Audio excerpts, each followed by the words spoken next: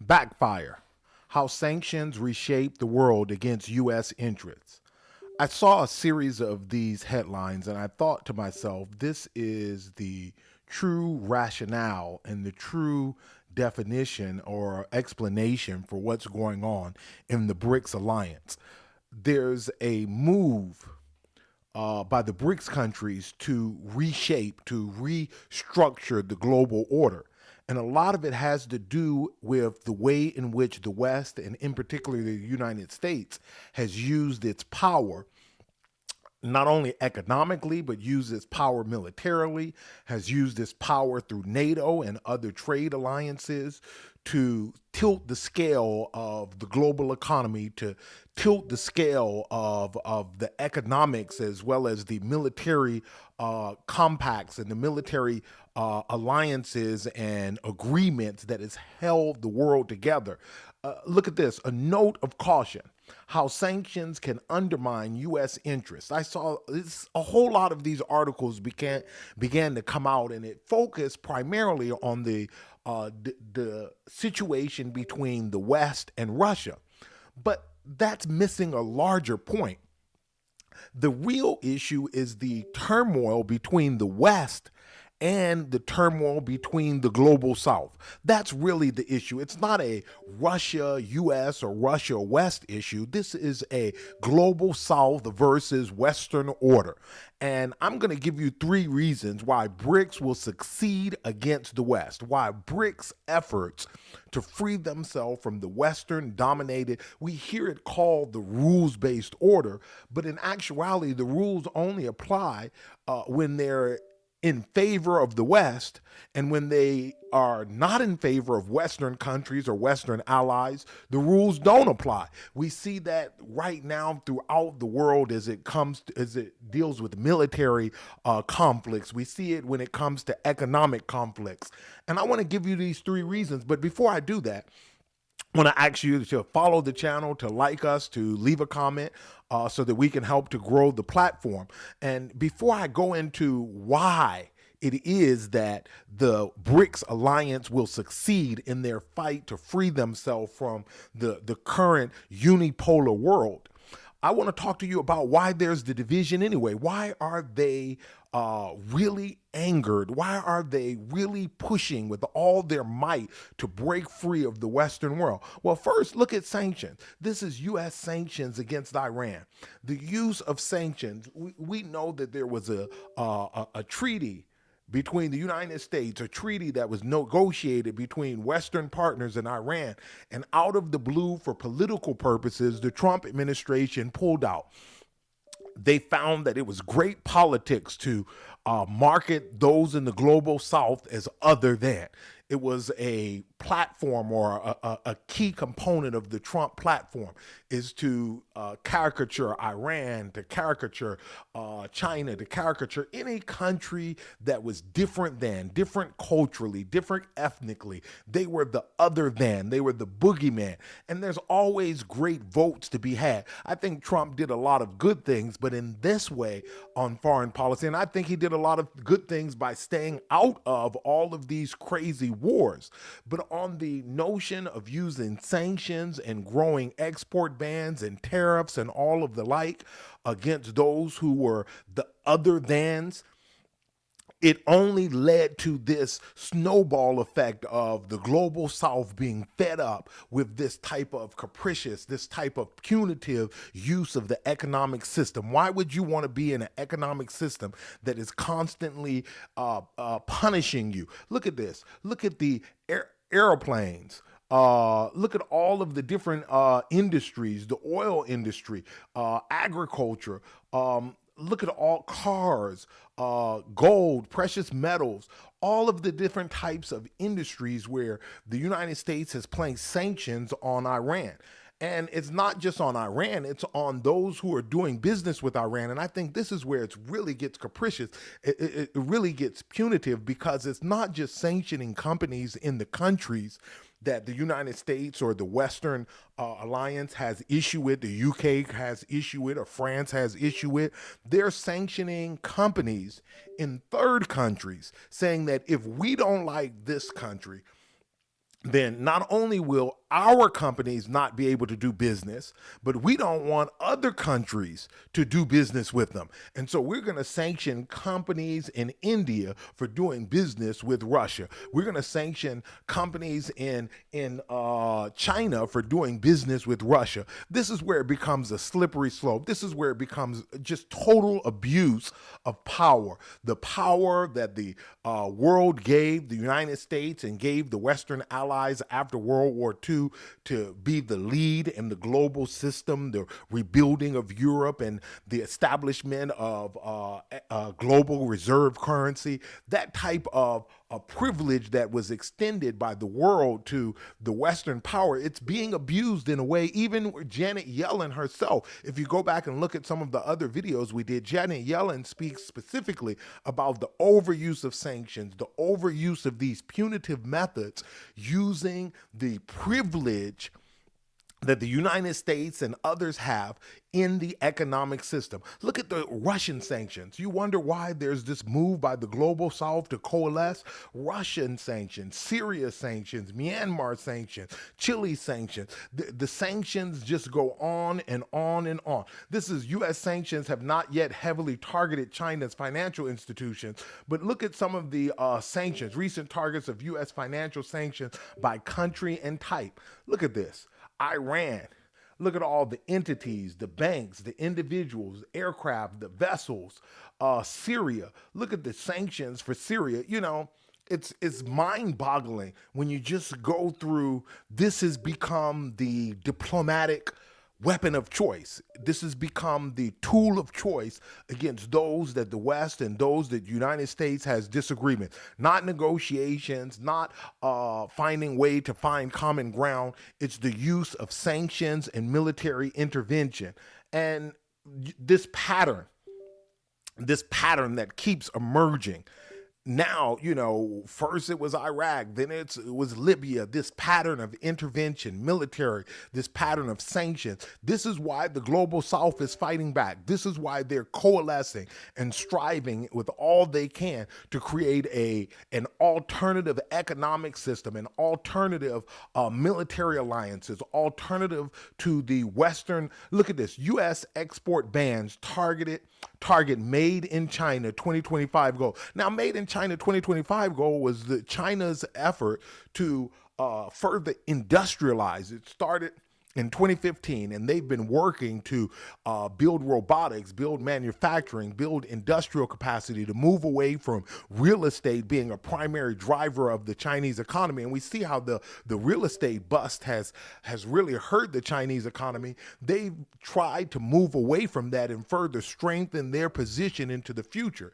Instead of the United States doing a United States 2025 or a Western 2025, the response to them trying to develop their country, them trying to increase and improve the quality of life for their citizens, was to launch export bans.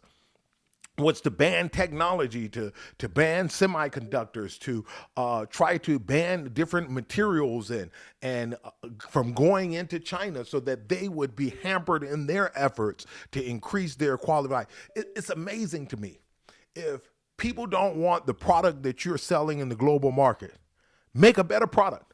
Make a cheaper product. That's what everyone else does in the global system. So we talk about a rules-based order, but the rules-based order only wins. It's like a Monopoly game where if I'm not winning, I have to turn over the board. I have to change the nature of it. And these export bans were very deceptive in the fact that a lot of people think it was just the United States against China, but the United States roped in its allies. It roped in other countries and forced them, those that weren't willing, it forced them to join these bans on technology, bans on goods, services, products to China in order to stop China's forward momentum.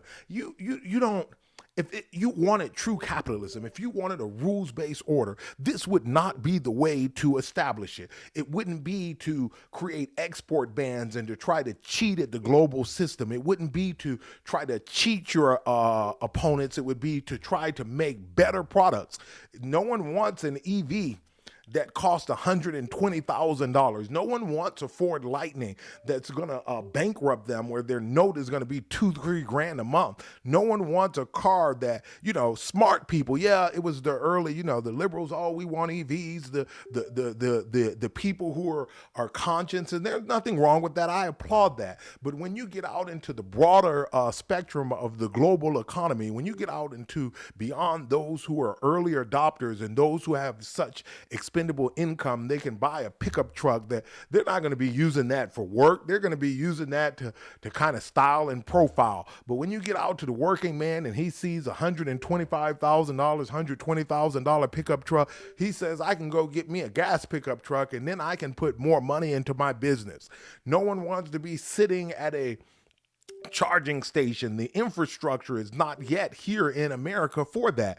And so all of these things are going on.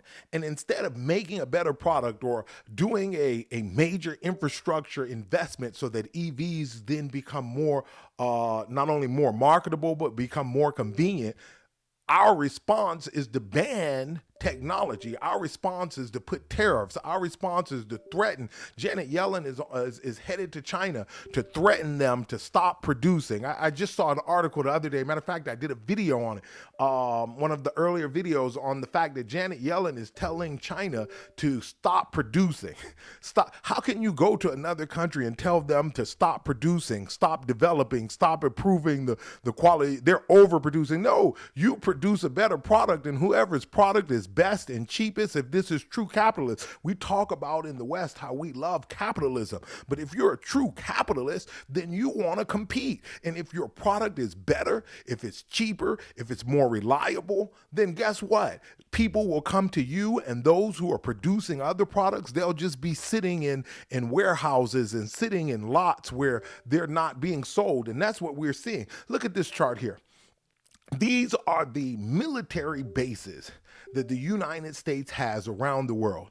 Look at this. You want to know why the global South and why BRICS is upset, and the BRICS partners and BRICS Plus are upset about the expansionism and the global imperialism that they're facing? You want to understand it? Look at the chart of the military bases of the United States. If you're China, if you're Russia, if you're any of these countries in the Sahel and Africa, if you're in Latin America and you're not an ally of the United States, what does this say to you? Why would another country need to put military bases around other superpowers? And no, yes, we understand there's no country in the world like the United States, but does being number one mean that you have the right to call the shots, to bully, to extort, to use military force where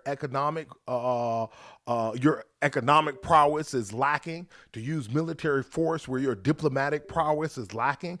What would the other countries say? And what we're seeing is a coalescing of countries that say we've had enough. Uganda accuses U.S. of pushing LGBT agenda after new round of sanctions. So now you're going to sanction a country because of their religious beliefs. You're sanctioning Uganda because they believe something different than you believe. You're sanctioning them because they have certain family values based on their religion. And if you do this, if you use the economic system in this way, there's going to be upheaval. Kenya could follow Uganda as East African nations wage war on LGBT rights. They have a right to determine in their country what their religion is and what that religion says on different issues. Who are the people of the West? Who are we in the West to go after them and to sanction them and to try to bring down their economies and to harm their people just because they don't have the same religion that we have?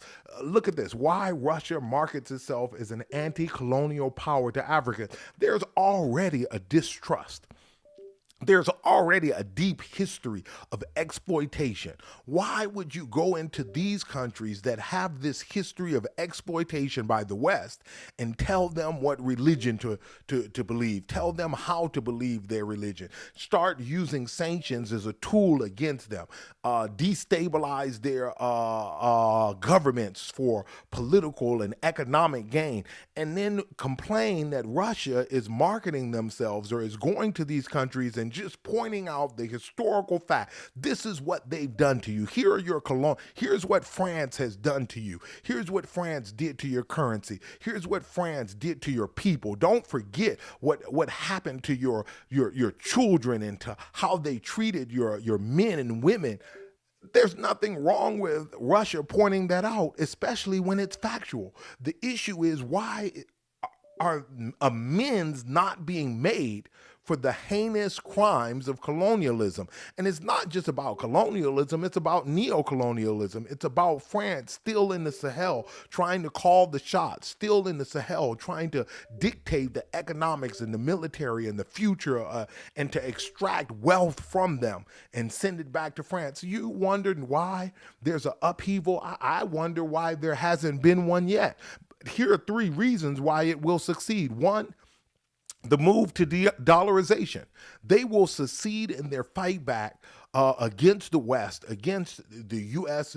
Dominated global order, because they have clearly identified that the privilege that was extended to the United States after World War II to be the global reserve currency has been abused. And I don't think there's anyone anywhere that will not agree with that statement, that the global reserve currency has been abused through the use of sanctions, unnecessarily, extensively, abused also through the irresponsible fiscal policy of the United States. You cannot continue to run the type of deficits and carry the type of debt that the United States is without someone raising an eyebrow about, hey, is this really a safe long-term investment? How many debt ceiling fights, how many government shutdowns are there going to be? There's something fundamentally broken with the political system where government shutdowns become a part of the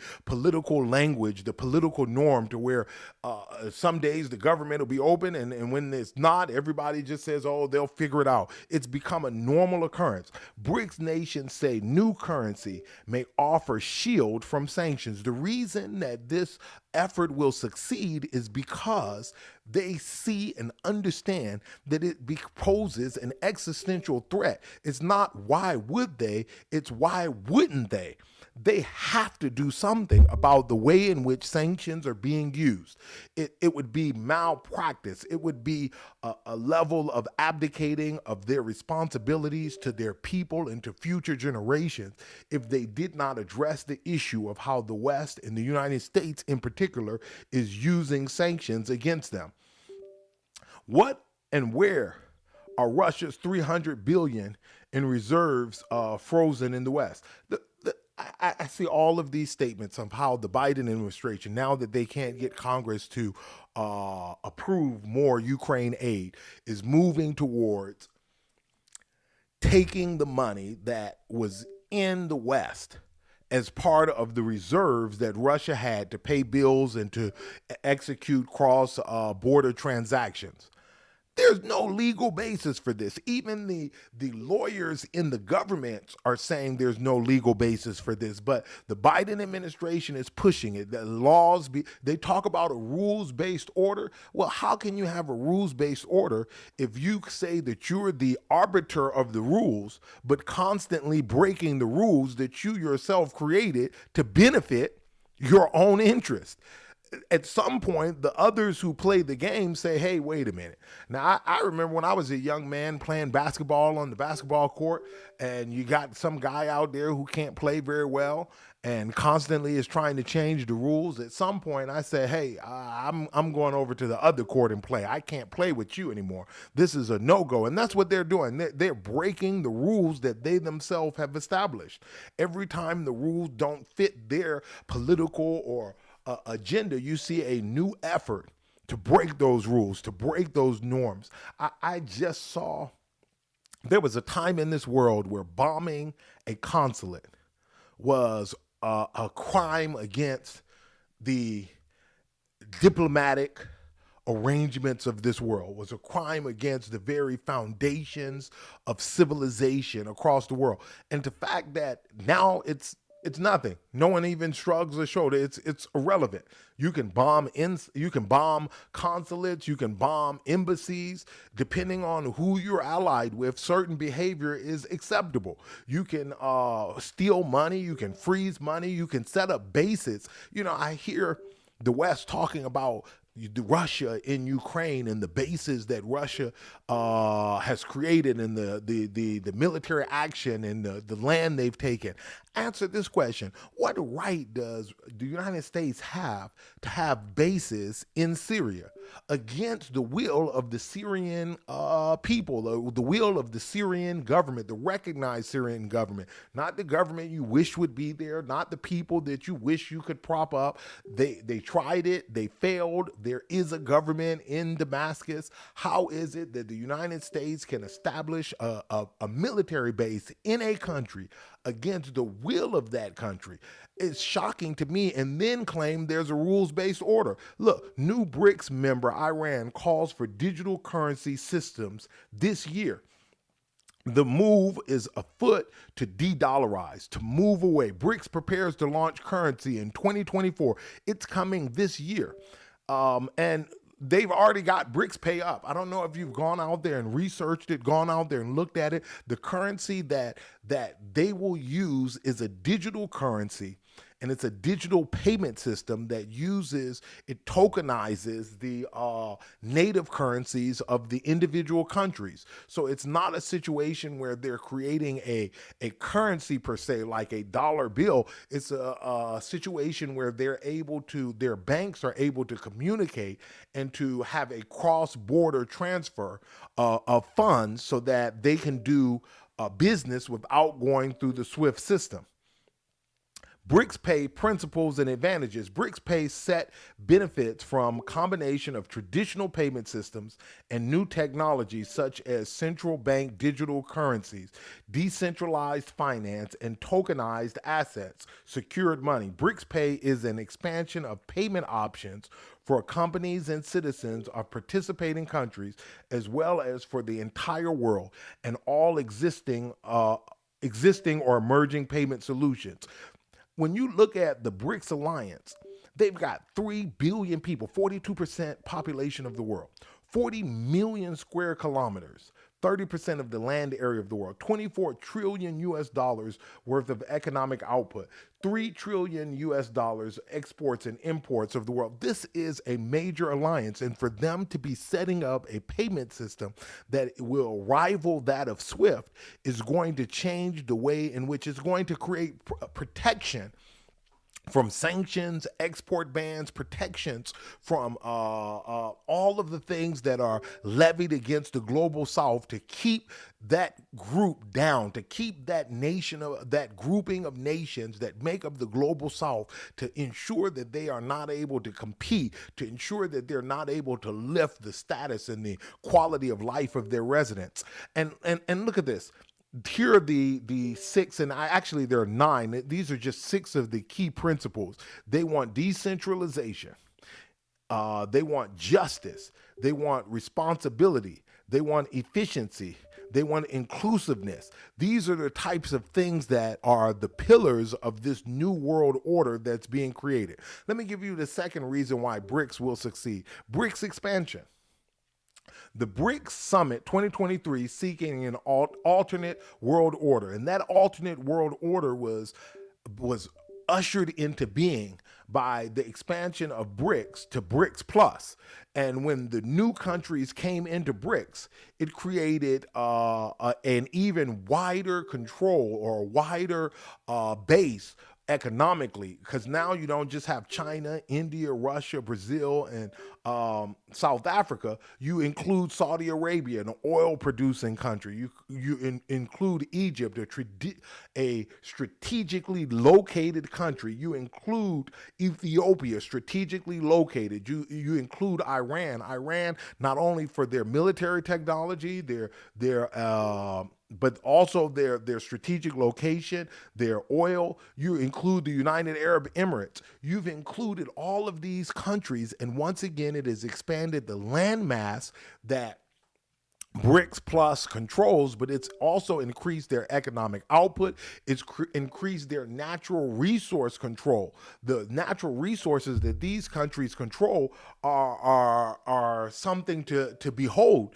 And every time there's a round of expansions, all it does is strengthen them, especially once they get their own payment system up and running. So now you've created a second global economy, a place where individuals who are ostracized by the West can execute trade, a place where individuals who are pushed out by the West are now able to maneuver and to engage in the purchase of natural resources, goods, and services without using SWIFT and without using the dollar. This is going to be powerful, especially when you look at it through this lens.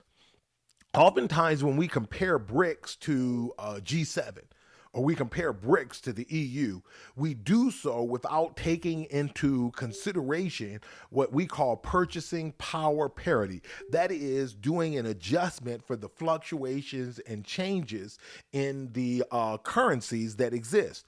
The buying power within the actual currencies of the countries is what we really want to compare. That's when you're comparing apples to apples. And when you look at it based upon purchasing power parity, not just on GDP and numerical based on dollars only, but when you look at it based on what these countries are able to purchase, they rival the G7. They are a force to be reckoned with, and when this becomes your cohort, these become your trading partners, and that trade cannot be impaired by the West. The sanctions regime is coming to an end. The sanctions, the embargo, the export bans, all of that is coming to an end. And what makes the matters worse is in 2024, 30 new countries prepare to join the alliance. There are 30 countries that are seeking to join the BRICS alliance as they continue to do these expansions. This is from the last round of expansions, but look at all the countries that attempted to join that were denied. Those countries are still out there seeking to be a part of BRICS. And as they continue to take in countries round after round, expansion after expansion, what you're going to see is the BRICS alliance will control more of the global GDP, especially when we consider purchasing power parity, but they're also going to control more of the landmass, more of the natural resources, and it's going to create markets for China and Russia and those Brazil and India. It's going to not only strengthen the economies of these countries, but it's going to insulate them from the efforts of the West to dictate to them their economic, their political, and other stances that their nations will take. So this is going to be a powerful alliance, and they will be able to succeed in their creation of a bipolar world. Countries are clamoring to join BRICS group, not out of want, but out of necessity. The use and overuse and abuse of these tools, military tools, these use of these sanctions has made it a necessity. It's no longer an option. It's a necessity to be a part of BRICS. If you're in the global south, you don't have an option. There's no future ahead for your country as a standalone entity in the face, unless you're going to sign up for whatever the West wants, whenever they want it, however they want it, regardless of how it will impact your citizens, your people, and your future. If that's not going to be your stance, then the only alternative that exists in this world currently is the BRICS. And they're moving.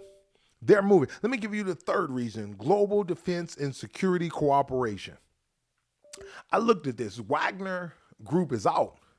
But Wagner was operating all throughout Africa, throughout the Sahel region, and having great success. We see that with the movement in Niger, the movement in Mali, the movement in Burkina Faso, all of these different things that were moving, these different political uprisings that were taking place. They were being effective, and they were turning to Russia, turning to China as better military partners, turning away from NATO and G7 and France. They are turning to a different a polarity in the world to help them stabilize their situations, not because they wanted to, but because it became a necessity. And even though Wagner is not operating anymore as Wagner, it's now called the Africa Corps. And under the Africa Corps, Russia is still expanding its footprint throughout Africa. Putin calls for closer Russia China cooperation on military satellites and prospective weapons. So now you see, from a defense standpoint, that you've got Russia and China with this relationship without bounds. You've got Russia and China moving closer together, trying to create alliances for the distribution of technology, the distribution and sharing of military intelligence, the sharing of military know-how. And you can say what you want, but the two strongest fighting forces on the planet right now, as far as experience, is Russia and Ukraine. And that's partially because in modern times, the West has not fought a near peer conflict. They fought where it was the U.S. against Libya, or it was the UN against, or the NATO against some inferior country. But when you start talking about fighting near peer, that means they have all the technology you have, they have all the training you have, they have all the equipment you have, they have all the production you have. In today's current climate, the country that has done that and succeeded is Russia. There's the only country right now, speaking as in 2024, that has fought a near peer ally in the modern age and has had success. And when you begin to share the lessons learned, the strategies, the tactics throughout their military alliances, those alliances will grow stronger and stronger by just being connected and being able to have access to the data, to the information. So when Russia is training with these countries, training with China, it is transferring knowledge that is invaluable. It's not just having technology, but it's the soldiers learning and knowing how to use that technology and how to maneuver on the battlefield that Russia is going to be sharing with China. And China, in turn, is giving Russia much needed assistance. And while it may not be direct military equipment, it is giving them dual purpose equipment. So this alliance they have is going to be more instrumental and more powerful as the days go on. Look at Russia and Iran. This Russia-Iran alliance, the transfer of drones was a saving grace for Russia at a time where the war was going against them, at a time when things were looked kind of bleak. Their connection to Iran, and Iran didn't do it for nothing. Iran is getting technology from Russia. They're gaining access to markets. They're going to be strengthening their economy. It's this connection of the global South, not out of desire, but out of necessity, that is going to pose. It can't be stopped. This train has already left the station, and that knowing that Russia is connected to Iran, essentially what you're saying is Iran through Russia is connected to China, connected to North Korea, connected to South Africa. These military alliances, this connection between armies and defense contractors is only going to lead to increased military production, increased production across the board as it pertains to tanks and weapons and systems, aeronautic systems, drones, computer systems, computer viruses, information technology capacity that will be exchanged, air defense information and technology. I can't imagine that Iran would not be able to improve their air defense system, not only by purchasing air defense assets from Russia, but also by getting the technology so that they are able to improve the systems that they create domestically. This is going to be a shift, a global shift that occurs. Russia offering African governments regime survival package in exchange for resources, research says. Listen, not only is Russia making pacts with others, and Iran and others are making pacts, and they're putting away old differences, this moratorium on this dispute between Iran and Saudi Arabia. Yes, they do have issues, just like China and India have issues, but finding a way that to work through those issues without diminishing their global standing, diminishing their economies, and allowing themselves to be picked off seems to be the move that BRICS is sponsoring throughout the global South. And Russia moving in Africa and China's move in Africa to provide not only defense, but to provide economic aid long term will pay huge dividends. Russia's Africa Corps, more than old wine in a new bottle. The Africa Corps is operating all throughout Africa, and it's making alliances, and it's sharing training, and it's helping these countries to develop. But in return, it's giving Russia access to valuable natural resources. And long term, when we look at the world where the next phase of development will take place, it will be in Africa. Africa will develop and become a global power on its own in the coming decades. I was just looking at a report. When we look at it over the next 20 years, 10 of the top growing economies in the world will be in Africa. And by making partners and allies now, the global South is